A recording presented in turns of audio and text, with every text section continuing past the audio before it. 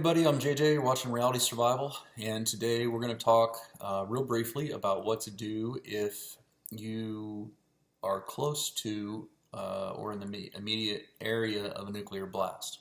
Now, if you're right at ground zero, obviously you're going to die, okay? And that sucks. I'm not trying to make fun of it. It's just, it is what it is. We gotta keep it real, right?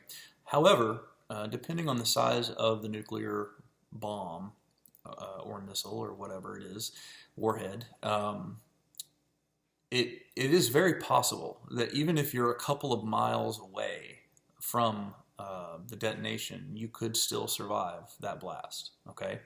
Now, again, it all depends on the size, but for like a 500 kiloton warhead, then even a couple miles away, you're gonna have some time to be able to react to that and to take cover. So let's just go through this real quick here. If you're close to a target, your first indication of, and I'm just reading some notes here.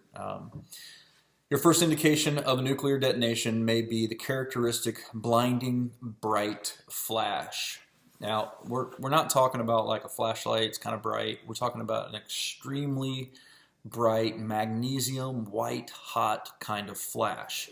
You want to try to do everything you can to avoid looking at that if possible. If you see it and see it in a reflection or see it, or whatever, the walls around you or whatever the case may be, you want to immediately duck and cover. The main things you're going to have to deal with right away is going to be the blast wave and the heat from that. Okay, so you want to try to get down behind a wall, down preferably something that's solid, or even if you're just under a desk or table or whatever the case may be, anything is going to be better than nothing.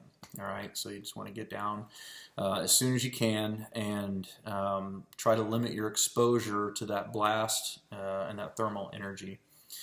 And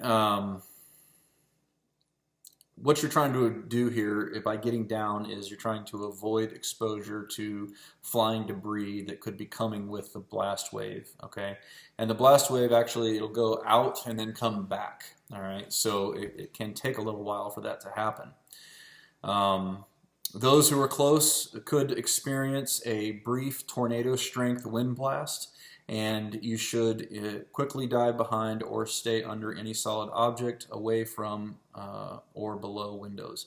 Even if you're out in the open, if you happen to be out in the open, just laying flat, and that will reduce your odds of being hit by debris by 8-fold.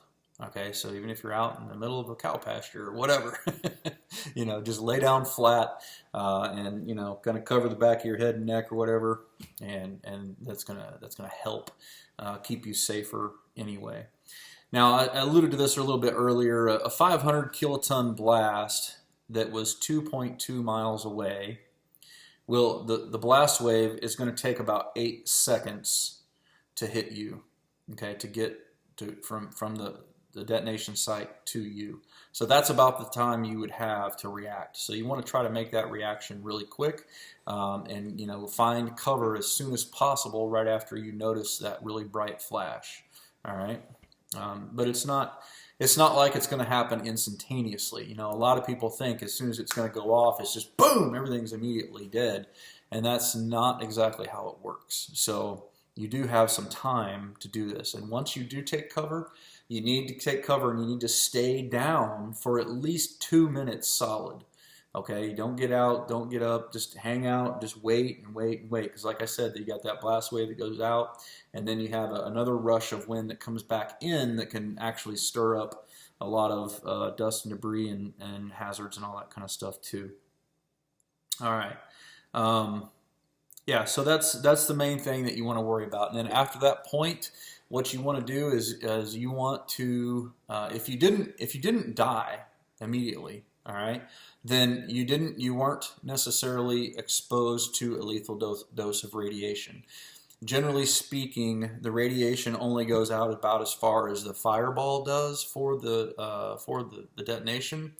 And so if you're outside of that, even if there was a lot of wind and turbulence and, you know, it was really, really destructive even to buildings and things like that, you probably weren't exposed to a lethal dose of radiation. So you need to move immediately to a fallout location as quickly as possible, as quickly as you can.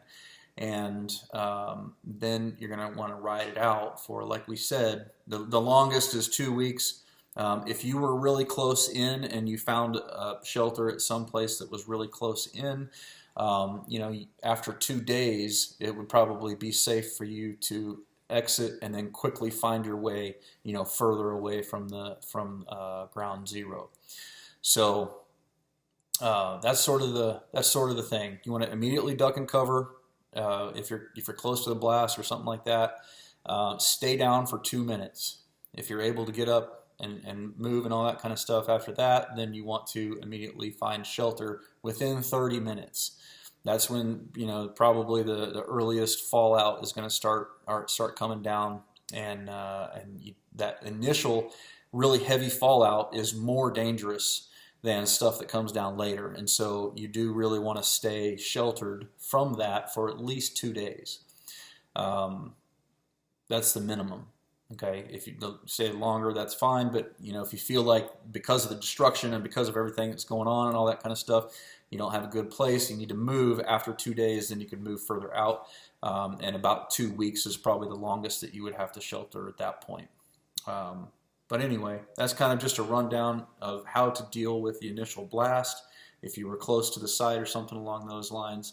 And just to give you an idea of, you know, some approximate timelines. Again, this is all highly variable depending on your location, the location of the detonation, the yield of the detonation, all that kind of stuff. So I can't really give too many specifics, but the main thing that I want you to know is that if you didn't die in the initial explosion, you're probably okay. You just need to take some actions pretty quickly to deal with that. So I hope that makes sense. If you guys got any questions, you can stick them down in the comments below. I'll do the best I can to answer. Thanks for watching, guys. Take care.